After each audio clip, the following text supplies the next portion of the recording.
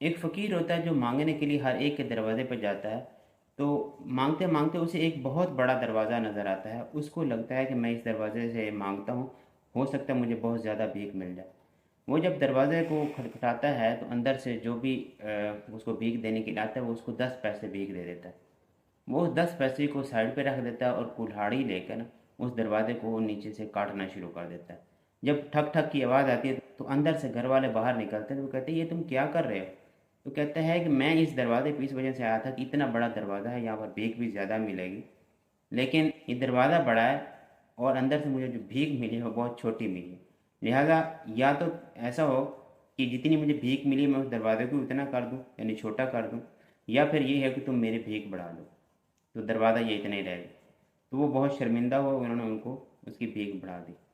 لہٰذا جتنا اللہ تعالیٰ نے آپ کو دیا ہوا ہے اس سے زیادہ کی دکھاوا نہیں کرنا چاہیے۔ یہ نہ ہو کہ دوسرے لوگ آپ سے کسی قسم کی کوئی امید لگا کے آپ کی طرف کچھ سوال کرنے کے لیے آئیں اور آپ ان کا وہ پورا نہ کر سکیں اور آپ کو شرمندگی اٹھانی پڑے۔